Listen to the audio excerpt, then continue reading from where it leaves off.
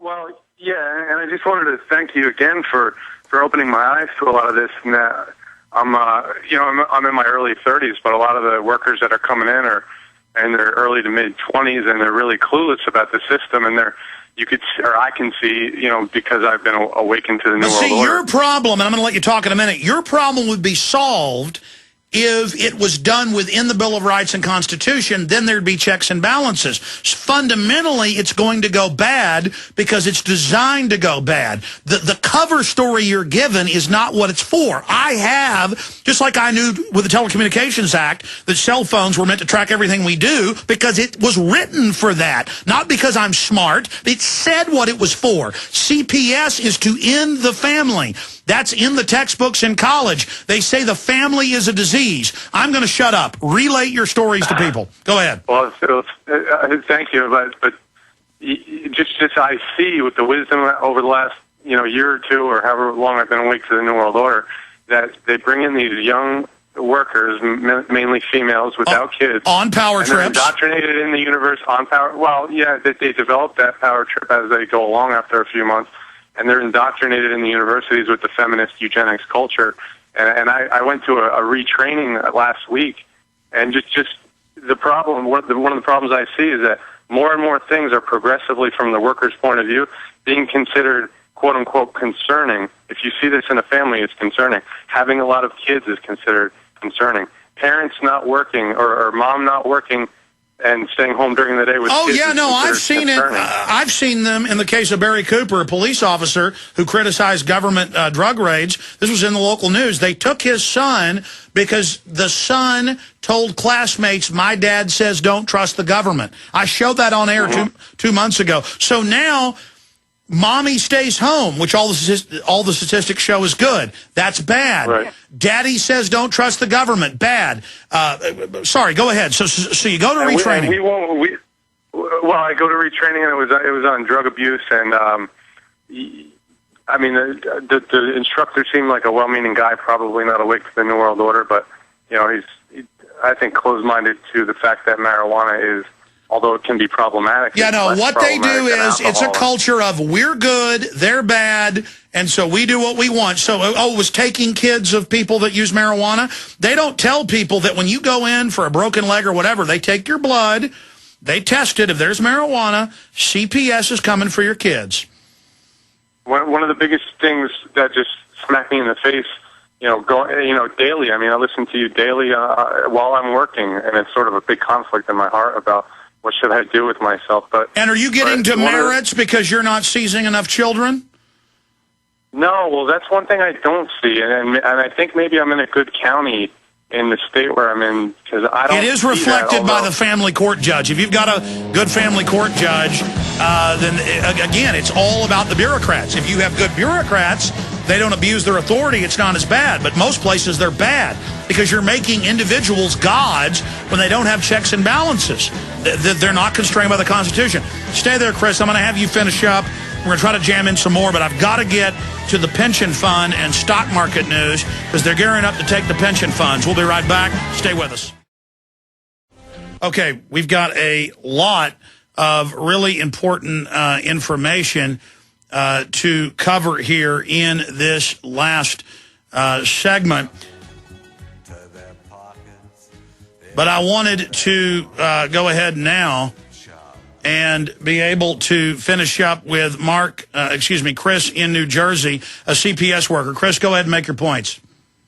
Yeah, thank you, Alex. One thing that I just wanted to get across is that the main issue that I see that just makes your teachings come true for me is that we really are acting as CPS workers as the vaccine police. We won't close a case unless the vaccines are up to date, and it just screams of eugenics control. And there's no law that you've got to take these vaccines, but in New York and Massachusetts and New Jersey and other states, they tried to make police and medical workers take them last year. Turns out that whole flu thing was a hoax. And so they're saying families with multiple children, big families are bad. Women that stay home are bad. These should be... And middle income... Go ahead, I'm sorry. No, go ahead.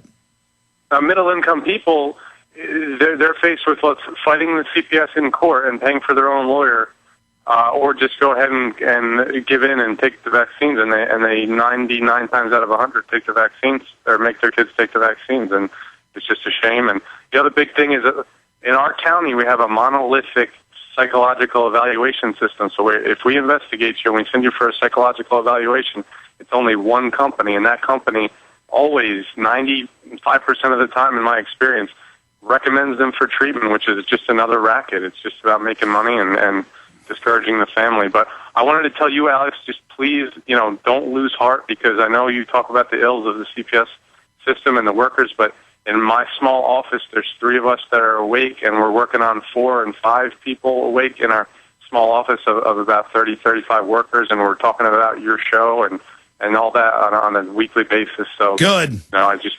Chris, we're not all bad, and we got a lot of drug addicted families, unfortunately, with the heroin coming in from Afghanistan that really are in bad shape, and that really do. No, I know. I mean, America's screwed up and falling apart, and the government's a reflection of that. And again, it is admitted our government now grows the opium. They think we're so dumb, they just admit it out in the open. Chris, good to hear from you. Call us back again. Okay, let me hit as much news as possible now. We won't have time to take any other calls. I apologize. Let's continue here. The Hindenburg omen indicates stock market crash is coming. On Thursday, August 12th, the U.S. equities market triggered a confirmed technical indicator known as the Hindenburg omen. This omen, as you may have guessed, suggests that a stock market crash is on the way. However, it doesn't mean just any crash, according to Albert Edwards, a London-based strategist at Société Générale SA. That's the biggest French bank. The indicator means a savage equity downturn is imminent, massive plunge in the stock market. In every case, we hope this is the exception. Continuing, Chicago Tribune. Pension check may not be in the mail. And it goes on to say that in Illinois and other states, as well as at the federal level, they have changed the law. The Sidley opinion argued that the state can become a guarantor only under Section 2112-403 of the Illinois Pension Code. The provision states that if a state pension fund runs out of assets, any pension payable under any law shall not be construed to be a legal obligation of debt of the state, but shall be held solely as the obligation of such pension fund unless otherwise specifically provided in the law creating such a fund. In simple language, from the Chicago Tribune, that means if the pension fund runs short of cash, public workers face the same sort of uncertainties that most workers in the private sector do. And I showed you earlier, Bloomberg admitting the feds are already forcing private pension fund companies to invest, quote, in failed banks. Now, continuing, here's an even more frightening article out of the Wall Street Journal. This came out on Saturday. Junk bonds hit record level. U.S. companies issued risky junk bonds at a record clip this week, taking advantage of keen investor appetite for returns amid declining interest rates and tepid stock markets. Now, what are these? These are forms of derivatives. And select globalist corporations that lobbied and wrote the financial reform package are allowed to issue more derivatives, more junk bonds, and then they control the federal regulators to shut down their competition. So they get to shut down good companies and take over regional and state banks, but then they, the Fortune 100, can issue junk bonds. They can issue more derivatives. It's an unfair trade advantage, and then they'll threaten the entire economy and hold it hostage, saying, you've got to give us more money or the entire economy will implode. And the jobless rate's at all-time highs. Inflation's growing. True unemployment's around 22%, not 9.3, 9.7, depending on what month they put out. All the big banks are saying we're really in a depression, but it's a controlled depression to consolidate control over this economy.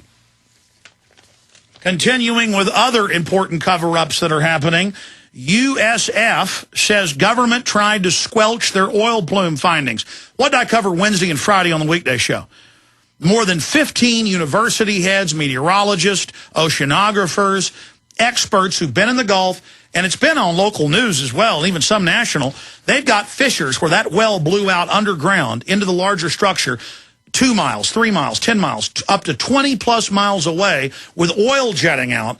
When it comes to the surface, 40-plus million gallons of core exit and other dispersant, highly toxic chemicals are sprayed because oil floats on water, both seawater and freshwater, to drive it underwater so you don't see it. And now in Florida and in Texas, Louisiana, Mississippi, and going out around Florida, up the eastern seaboard, oil is coming in all broken up onto the beach, and it's causing even more problems on the sea floor. And here's the St. Petersburg Times today, just one of these reports. A month after Deepwater Horizon disaster began, scientists from the University of South Florida made a startling announcement. They had found signs that the oil seepage from the well had formed a 6-mile-wide plume snaking along the deepest recesses of the Gulf. The reaction at the USF announcement received from the Coast Guard, the National Oceanic and Atmospheric Administration, the federal agencies that sponsored their research. Shut up. Shut up. I got lambasted by the Coast Guard, NOAA, and when we said there was undersea oil, and USF marine scientist William Hogarth said, and it goes on, they were threatened with having their money pulled, their funding, everything. What happened on 9/11? You have several feet all over lower Manhattan and spreading into other areas of asbestos and concrete dust. And they said, don't wear masks, because if we tell the medical workers and police and firemen and heroes and military people running into that disaster that you got to wear a mask, we can't open the stock market and the schools, we'll have to admit it's real. And then now, almost 9 years later, Congress is blocking funding and massive amounts of them are dying. Fully, if you look at the numbers, 51%, 51 is the average life expectancy of people that cleaned up Exxon Valdez. Almost all of them are dead. 51 is the average life expectancy, and they use core exit and other chemicals. I mean, it's just incredible that all of this is going on and happening. It's the same thing. And if you look at the Gulf, what have they had in the news? They're telling cleanup workers in the last 3 months, don't wear masks. There's no problem. And we've seen Obama, we've played the clips, saying there is no health problems from core exit or the crude oil and the benzene and the rest of it. There are no health problems. There are no health claims. Everything is fine. So they're engaged in another giant hoax, fully engaged in a giant cover-up. This is another total takeover, a hoax, a lie about what's happening, on how much oil there is, on the fact that it's still leaking, on the fact that it's hurting the medical workers, it's hurting the cleanup crews, it's hurting the police, it's hurting the military, it's hurting the Coast Guard, it's hurting everyone. I'm out of time. Great job for the crew. If you missed any of the last 2 hours, it'll be retransmitted coming up in a few minutes at Infowars.com, the Listen Live link. Don't forget the free podcast link. We've got more of our exclusive interview coming up during the weekday show with Jesse Ventura when he came to visit me last week. Whatever you do, start questioning the system, get out there and take on tyranny and stand up for liberty.